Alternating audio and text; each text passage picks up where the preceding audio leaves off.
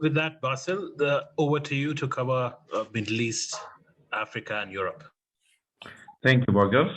So in the EMEA region, we had 2 assessed events and 22 other developments. In the Middle East, the event that we assessed today is a protest in Basra Governorate in Iraq. Demonstrators blocked a vital road between a vital road linking the oil-rich province of Basra to the capital Baghdad yesterday. They burned tires to block the road. Actually, most of these protesters were unemployed individuals demanding work in the oil facilities in the governorate. Most of the foreign oil companies there employ foreign expatriates over locals. So they also called on the authorities to dissolve the oil operation office in Basra.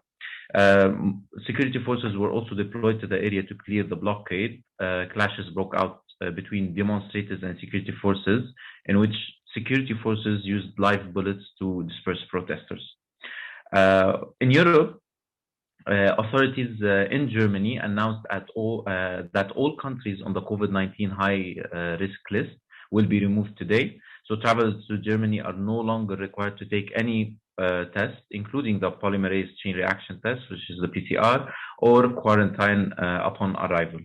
Also, in the UK, in an interesting development, Jet2 Airlines dropped the requirement to wear face masks during flights in England and Northern Ireland yesterday. Over to you, Sitati, to cover on Africa. That's it from the Middle East and Europe. Thank you, Bassel. In Africa today, we covered 7 developments and we assessed one of them. That is the protest scheduled for today in Ouagadougou, city in Burkina Faso. So the protest is against the award of railway concession to the French company Bolloré Group, and is set to take place from 8 a.m. local time to about 10 a.m. local time.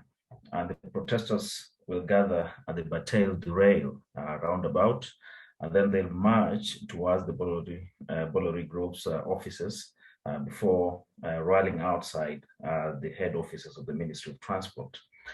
And just for context purposes, recently there has been an increase in anti-French protests in Burkina Faso and other countries in the Sahel region, such as Guinea and Mali. And interestingly, these countries have recently had military coups, like in the case of Burkina Faso, which had a military coup in January 24. And so clients in the capital, Ouagadougou, in the wake of this today's protests, are advised to watch out for possible disruptions to ground travel and business operations, especially around the protest sites. Over to you, Bhargav, to close today's session. Thank you. Thank you, Sitati. The context is very useful here. Sitati, in fact, I have a quick question for you. To what degree do you think the anti-French sentiment is used for political purposes? Do you see the anti-French sentiment, specifically in Burkina Faso and more West Africa in general, to be a real issue at the ground level?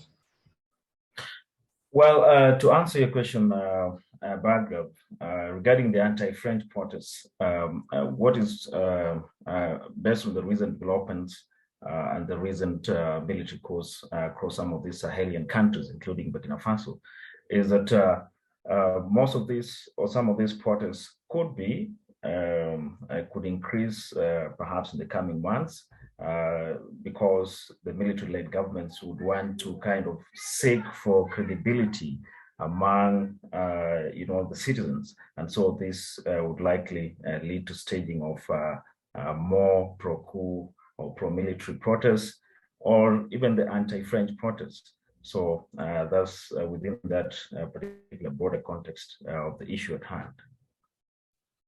That's interesting, Sitati. Despite the anti-French sentiment, the French companies are willing and have actually operated in these regions, and they have bid for such major infrastructure projects, which we very well know takes a lot of capital, and they're putting that at risk.